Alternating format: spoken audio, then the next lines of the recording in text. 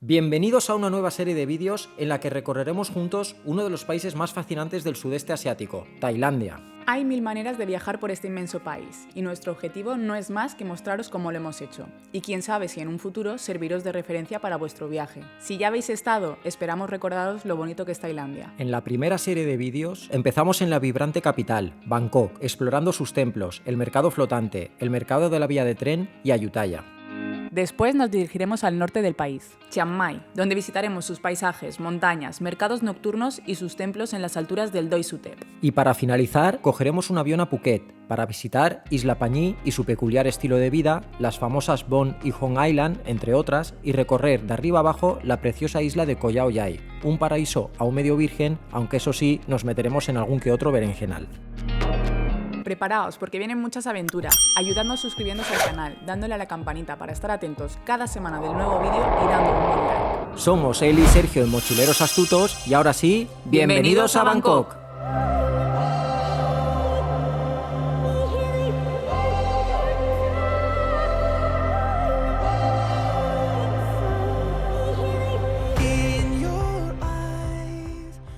Para llegar a Bangkok, escogimos la aerolínea Etihad. Por precio y horarios después del trabajo, era la que más se nos adaptaba, pero hay muchísimas opciones para llegar a Tailandia.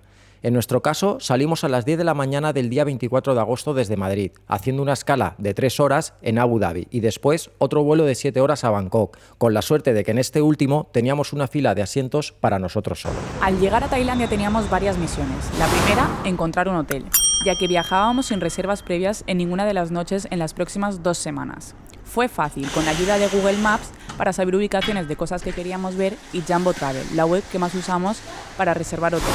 La otra misión que teníamos para nuestro primer día y que marcaba mucho el porvenir de este viaje era alquilar una moto. Fuimos directos y aconsejados por locales de Bangkok a BSR Bike Shop, donde alquilamos una moto grande, ya que para lo que se venía era importante que fuese cómoda, muy cómoda.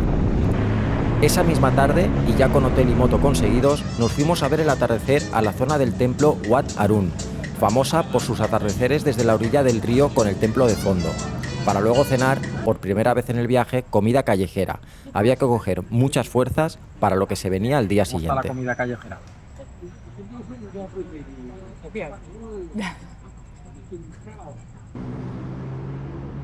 Primera noche nos hemos ido a comer comida callejera.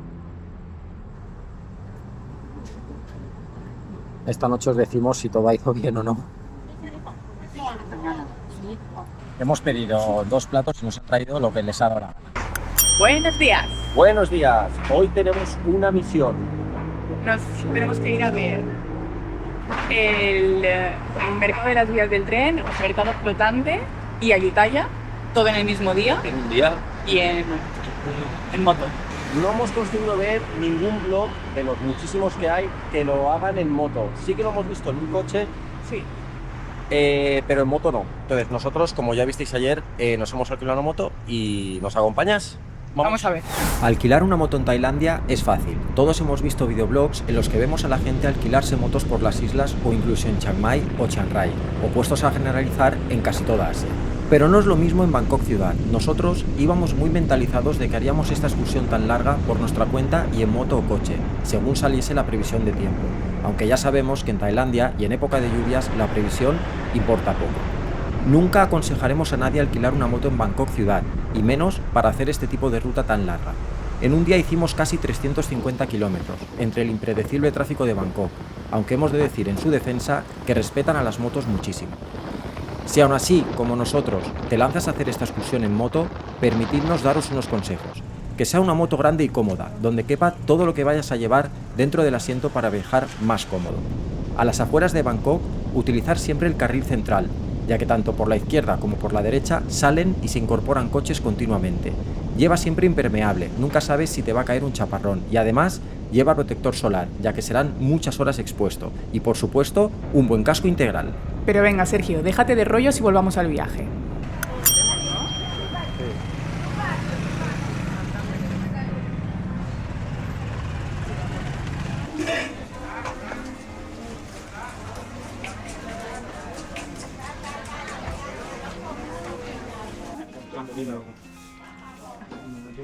para quien dude de si está fresco o no.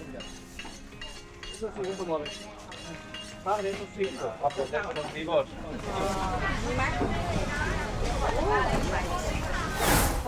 Bueno, pues ya hemos llegado al mercado del tren. Es una pasada, ahora os explicamos. Vamos, como no hemos desayunado porque hemos madrugado, nos vamos a hidratar. Yo me he pedido un coco de estos. ¿Tú qué te has pedido? Un lemon tea. Un lemon tea, un té de limón. Y te cobran por sentarte en primera fila. Y ojo, porque por esta línea roja es por donde va a pasar los límites del tren. Entonces eso marca el límite y estamos justo ahí. La línea del bien y del mal. Así que hemos cogido butaca en primera fila y en unos 10 minutos ahora os contamos. Mi desayuno de hoy. Sí, hombre. No pienso. ¿Qué te has pedido, Eli? A ver, cuéntanos. Un lemon. Te dicen que no tomes hielo. Bien de hielo. No, pero en internet he visto que si tienen un agujerito en medio es hielo comprado, no es hecho por ellos, no es con agua. O sea, sí es con agua. En 2 horitas os lo contamos, que vaya. Este mercado tiene la curiosidad de que pasa un tren literalmente por el medio, haciendo que tanto gente como vendedores, techados y objetos se tengan que apartar o recoger de las líneas hacia adentro, dejando paso al enorme tren, que pasa cada día a las 8:30, 9, 11:15, 11:30, 2:30 y 3:30. Y después de su paso, todo se vuelve a montar en segundos para seguir con la vida normal. Es un mercado dedicado 100% al comercio local, pero debido a esta curiosidad se llena todos los días de turismo. Por esta razón os aconsejamos madrugar y visitarlo a primera hora.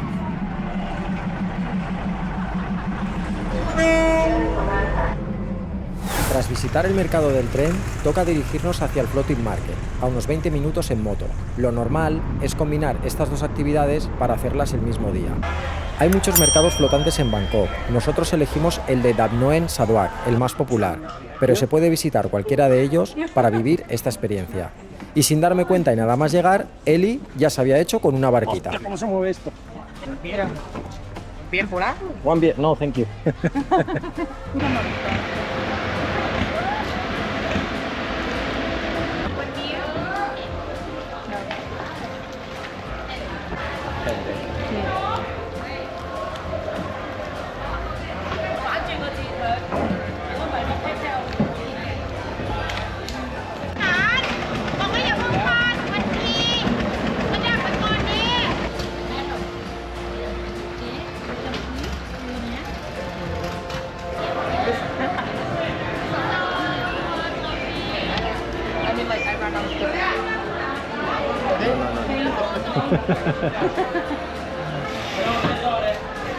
El Partronic de aquí está claro, ¿eh? How much? 550. Bájale. ¿Cuánto? 200. No, again, little. 50. 300. Last price 250. 250. 250. Thank you. Venga. Bye bye. Thank you. Bueno, familia, ahí tenéis vuestros avalorios comprados en el Floating Market. Por cierto, si es posible, alquilaros una bicha de estas con Sombrilla. sombrilla.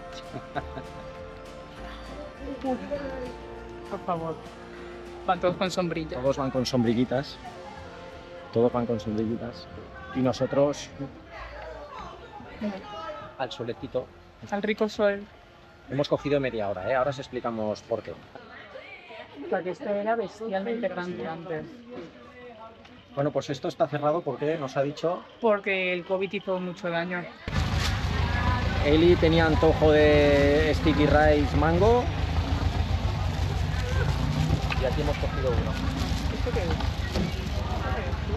100. Thank you. Thank you, bye bye. ¿Tú quieres probar? Sticky rice mango. El famoso sticky ¿A quién rice. se le ocurre juntar arroz con mango? El que decía... ¿Qué comes? Sticky rice mango. Mango sticky rice. Mango. Me cae.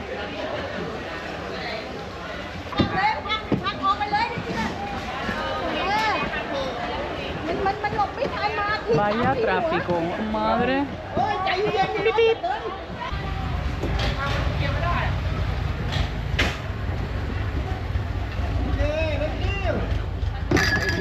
Paradita al baño, aquí cuando hemos acabado del barquito, y te cobran 5 bahts por persona, te dan un trocito de papel y es barato Y porque está el baño está súper limpio, muy limpio. Así que paradita y vale la pena. Y además el floating market no es solo el mercado flotante, porque también tenemos todas las tiendecitas.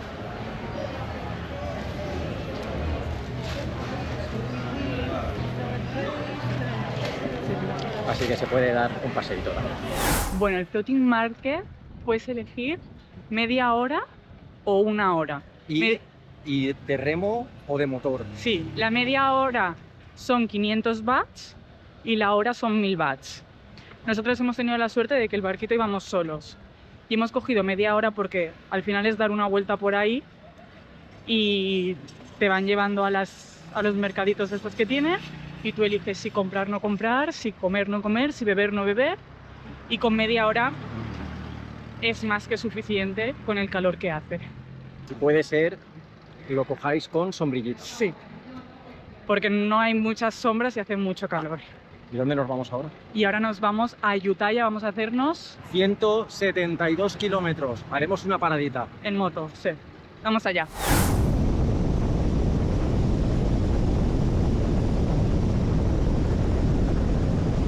Bueno, ya hemos hecho casi 72 kilómetros en nuestro camino desde el Floating Market hasta Ayutthaya y hemos parado porque nos aprieta el casco. Tenemos la frente roja. Y hemos parado aquí en una sombrita y nos quedan unos 100 kilómetros para llegar a la parte histórica de Ayutthaya. Así que un descansito y seguimos.